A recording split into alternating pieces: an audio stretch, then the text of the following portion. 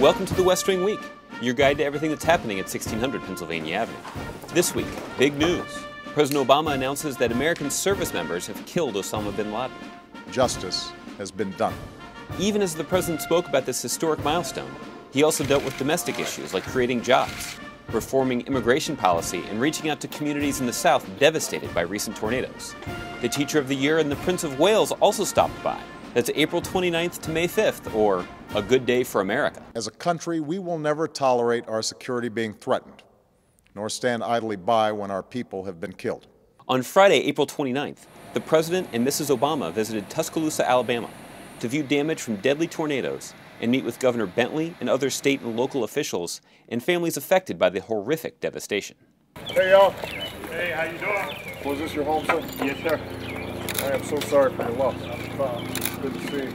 The President also visited Holt Elementary School to see relief efforts in action and to thank first responders. We have food and water over there for those that need it. We've been gone from here in the last 48 hours. We've been gone about 4 hours is all. Well, we've been you here. must be tired. Huh? I'm a little tired. We can't bring those who've been lost back. They're alongside God at this point. We can help maybe a little bit with the families dealing with the grief of having a loved one lost. But the property damage, which is obviously extensive, that's something that we can do something about. Later, on his way to Miami to deliver a commencement address, the first family stopped in at Cape Canaveral.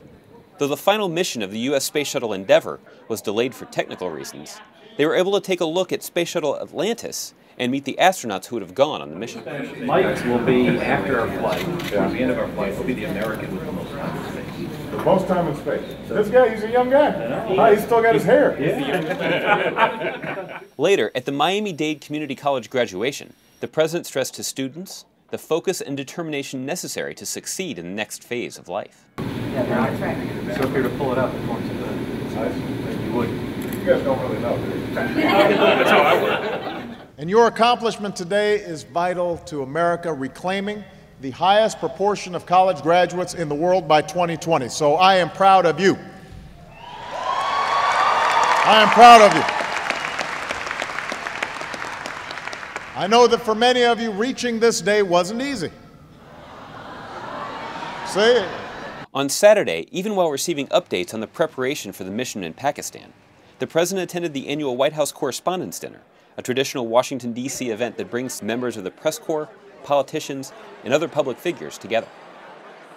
Good to see you. Good to see you. How are you? Fine, how are you, sir? Thank you for coming to our dinner. We're over here. Celebrities, senators, journalists, essential government employees, non-essential government employees. You know who you are. On Sunday, May 1st, the West Wing was abuzz with activity as a U.S. Special Operations team killed Osama bin Laden in a compound in Pakistan at the president's direction. Good job. It's him. This was him. Before informing the American people, the president and vice president called former presidents Bush and Clinton, as well as congressional leaders, to give them the news. The reason I'm calling is to tell you we killed him.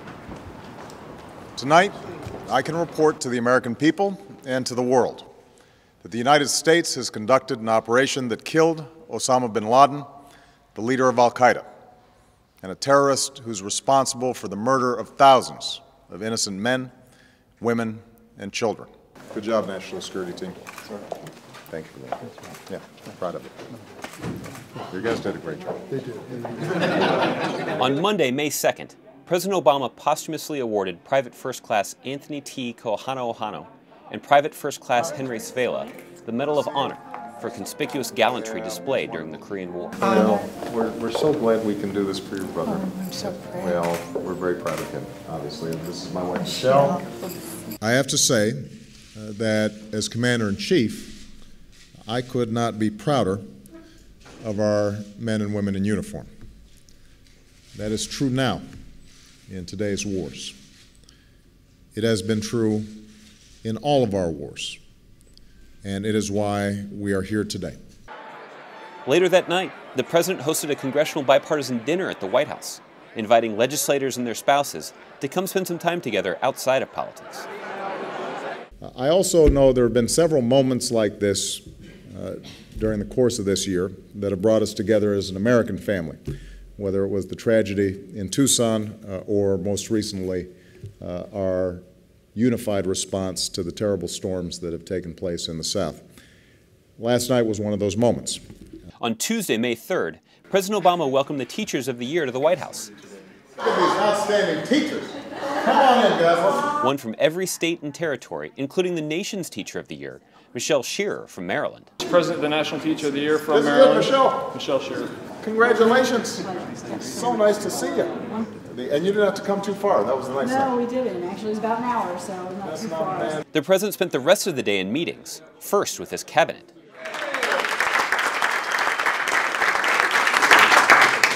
All right, let's get back to work. He then met with members of the Congressional Hispanic Caucus to discuss the importance of fixing the broken immigration system for our nation's 21st century economic and security needs so that America can win the future.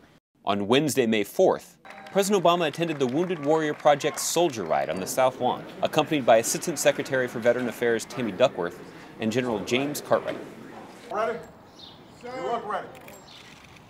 1, 2, 3.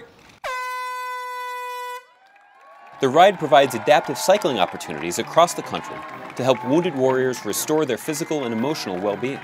Later that afternoon, the president welcomed Prince Charles to the White House. The prince is in America examining sustainable agriculture practices and will also visit an urban garden in Washington, D.C. On Thursday, May 5th, President Obama traveled to New York, a city that sustained the worst terrorist attack on American soil almost 10 years ago in a plot masterminded by the recently killed Osama bin Laden. The president made his first stops at a firehouse and police station to honor those first responders who paid the ultimate sacrifice on September 11th. When those guys took those extraordinary risks going into Pakistan, that they were doing it in part because of the sacrifices that were made in this state. They were doing it in the name of your brothers that were lost. He then attended a wreath laying at Ground Zero, where the Twin Towers were destroyed on that fateful day, and spoke with some of the victims' families.